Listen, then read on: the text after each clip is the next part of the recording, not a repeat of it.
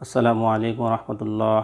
বিসমিল্লাহির রহমানির রহিম। আলহামদুলিল্লাহি রাব্বিল আলামিন ওয়াল আকিবাতু লিল মুত্তাকিন। ওয়াসসালাতু ওয়াসসালামু আলা নবিয়িহি মুহাম্মাদি ওয়া আলিহি ওয়া আসহাবিহি আজমাইন। সম্মানিত দিনদার ভাই বোনেরা, কাছে কিংবা দূরে, দেশ কিংবা প্রবাসে, যে যেখান থেকে আমাদের সাথে সম্পৃক্ত সকলকে জানাই আন্তরিক শুভেচ্ছা ও অভিনন্দন। হৃদয়ের গহীন থেকে দোয়া করি মহান আল্লাহ তাআলা আপনাদের সকলে হায়াতের মধ্যে বরকত দান করুন। প্রিয় ভাই বোনেরা, আজ পবিত্র কোরআনের একটি বরকতময় আয়াতে কারিমা সম্পর্কে আলোচনা করব। পবিত্র কোরআনের একটি শ্রেষ্ঠ আয়াত, হয়তো অনেকেই বুঝে গেছেন পবিত্র কোরআনের এই শ্রেষ্ঠ আয়াতে কারিমাটি কি।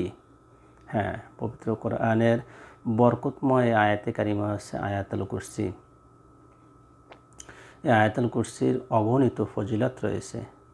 উল্লেখযোগ্য কয়েকটি ফজিলত দিয়ে শেষ করব ইনশাআল্লাহ। যে ব্যক্তি সকাল বিকাল আয়াতুল কুরসি পাঠ করবে, সে সারাটা দিন মহান আল্লাহ তাআলার জিম্মায় হয়ে যাবে। সুবহানাল্লাহ, সুবহানাল্লাহি ওয়া বিহামদিহি, সুবহানাল্লাহিল আযীম। যে ঘরের ভিতরে বদনজর থাকে, শয়তানের আনাগোনা থাকে, ওই ঘরে যদি নিয়মিতভাবে সকাল এবং সন্ধ্যায় যদি আয়াতুল কুরসি পাঠ করা হয়, ওই ঘর শয়তানের সকল প্রতারণা থেকে হেফাজত থাকে।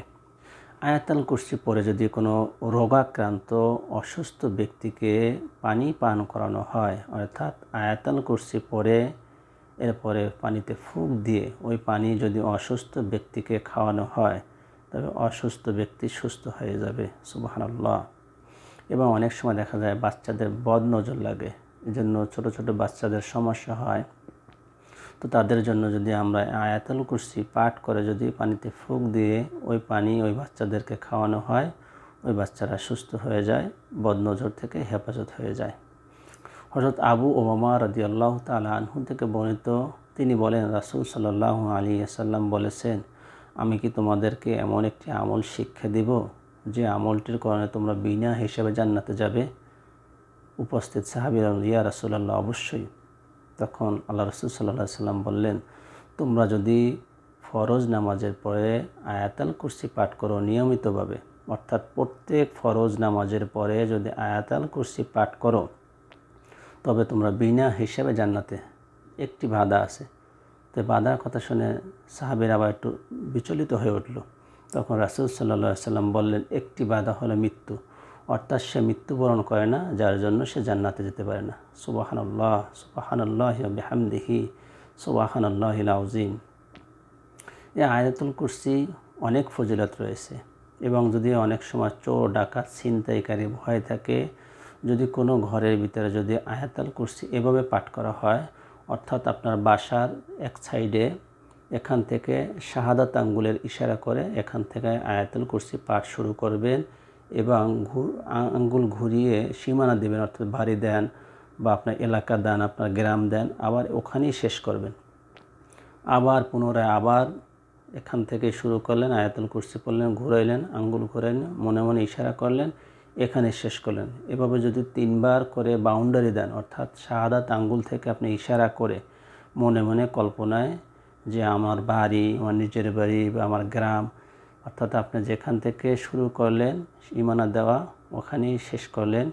এভাবে যদি কোনো রাত্রে যদি আপনি বিছানায় বসে শোয়ার মুহূর্তে এভাবে যদি আপনি ইশারা করতে পারেন, ওই দিন আল্লাহর কসম করে বলি, ওই দিন ওই সীমানার ভিতরে চুরি ডাকাতি আগুন পানি কোনো রকমের সমস্যা ইনশাআল্লাহ হবে না। অর্থাৎ দেখবেন আপনি যতদূর বাউন্ডারি দিয়েছেন তার ভিতরে কোনো সমস্যা নেই।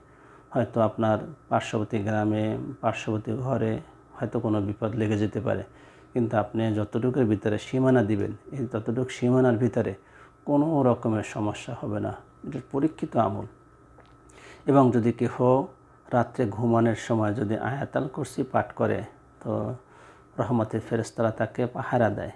এবং অনেকের আছে স্বপ্নদোষের সমস্যা থাকে, তারাও যদি আয়াতুল কুরসি পড়ে পাঠ করে ঘুমায়, তাহলে সকল রকমের সমস্যা থেকে সে আরোগ্য লাভ করে। বিসমিল্লাহির রহমানির রহিম। আল্লাহু লা ইলাহা ইল্লা হুয়াল হাইয়ুল কাইয়্যুম।